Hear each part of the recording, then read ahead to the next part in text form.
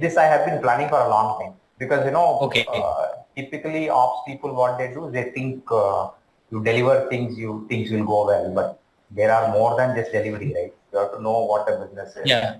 how what you deliver is relevant. So basically, what happens is we don't know generally how what we do is useful for the end customer, how it is relevant to Yeah. business. We end up going to senior management with Yes. different things, and then there's not no alignment and things like that. So there's a lot of nuances that generally ops guys miss out. One, and two, we don't have a Yeah. framework to figure out what is it that we should go after as an ops people and how to convince Yeah. so these are some of Yes. those Yes. things which can be done if done in a nice way. Anybody who wants to do it can grow really well, which is what I used to do in most of my jobs. Okay, so I thought I'll Yeah. distill it Yeah. down into a setup and a method and then give it. So that's what this is about. Okay. No, this is like super helpful, and I have seen like because I learned from you, it helped me navigate my ops career. But I have seen a lot of ops people actually getting stuck in that, like specific problems people know how to solve, but Ah, how does everything tie in together, and how does it? How is ops actually part of the whole business? Product or whatever metrics, right? Like people just use ops like as a as the henchman, or like just getting something done in a certain period of time. But how to use ops as a strategic lever is something that a lot of companies miss, and a lot of ops people also don't know how to leverage that. I'm glad So you understand that. yeah, like I have spent a decade after Redburst, like trying to navigate my way through that. Yeah. Uh, So so how yeah. did whatever, yeah. So the first question, right? How did whatever we did in Red Bus help you in the 10 years after Red Bus? Yeah. So like because I like Redbus was like, obviously I met you in my first year of my job life. Huh. So I think the most important thing that I learned, and the first word that you also used, like basic thinking in frameworks.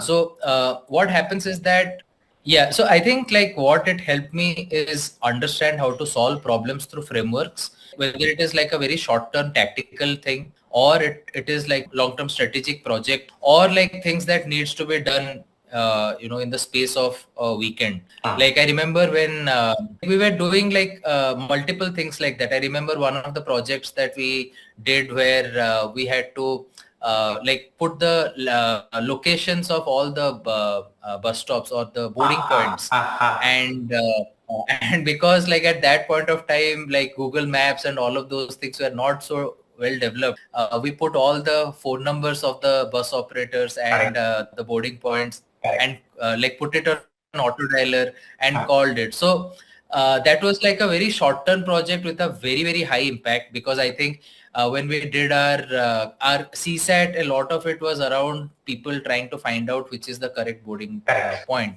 Huh. And basically, like something at that point of my career, I would have thought it was like pretty much impossible to do. But you are able to not only like show how such a project can be not only done, but also done in a way that can be measured.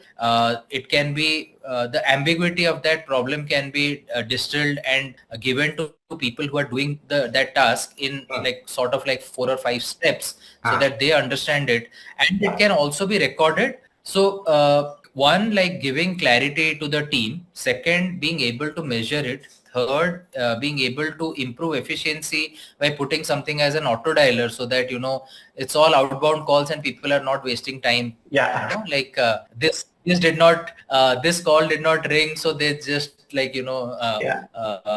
like they waste time, like just Yeah. going after like unnecessary calls. Yeah. Yeah. And also like being able to record the quality of the information. Like I think we put some audit mechanisms Hmm. also Yeah. Yeah. after that. Yeah. Yeah. So So, that is something that was very like it has stayed with me for a pretty long time. And I remember using some bits of it in Practo when we were like when I did the survey of all the healthcare clinics in India. So yeah, like So yeah, like I think frameworks, like breaking every problem into frameworks, is something that is like that is the lesson that has stayed with me for my entire career. I'm glad I could use it well. Good. So, I mean, what do you like the most in, having worked with me is about me as a person. It's like a feedback for me, I'm saying, what is the most important quality you think you found good and what?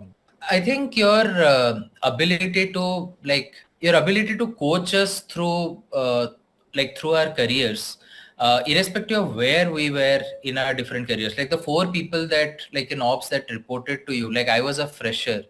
Naushad was, I think he was 2 or 3 years into his Yes. career. And we know that Narendra were like pretty like 15 years into their career. So whether it is mid-level professionals or like freshers, you are able to find out like, and that is also one thing that I took unconsciously from you, like basically understanding who is good at what, and being able to give projects to people accordingly. Like if I would have been given the projects what Narendra was doing, maybe I would not have been able to, because it required a business sense that I did not have at that point of time. But somebody like me, like who was new to it and did not have any prejudice thinking or any thoughts that this only happens this way, like me working on something like a refund policies or how processes like our entire service mechanism and those processes would work, is something that like I think I was able to bring some new perspective into that. Somebody like Naushad, who has amazing like interpersonal skills, like he was perfect for like managing the quality of the entire organization. So yeah, like it's not just experience and talent, but knowing what personal strengths that people had. And that is something that like one of the things that I still remember, like first 15 days you came and like you observed what each of us were doing. You took a lot of time to understand how we were as people and as professionals. And that basically helped, I think it also helped you push us in our individual careers. Like I think that was something that also was very, very impressive for me to understand. Okay. One last question, man, At and then that we can age. wrap it. One last question, right? So So, how important do you think it is for an ops guy to have a coaching session or a coach or a mentor for career? no, I think it is absolutely critical, and I consider myself extremely lucky because I had like you, Samir, Mohan, people like you early in my career. Because I think what, especially like ops and startups, it's a very generalistic role. Like it encompasses parts of product, parts of sales, parts of say account management, and like general service operations.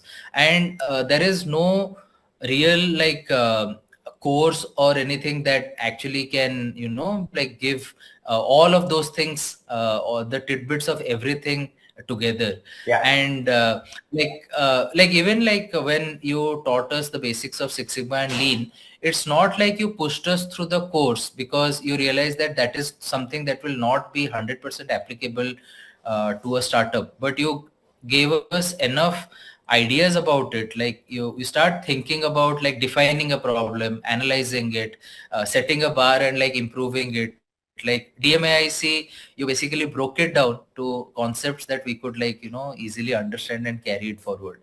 So I think that is why like ops, especially ops, like everything else I see people in product tech or sales, they have a very standardized kind of a career path.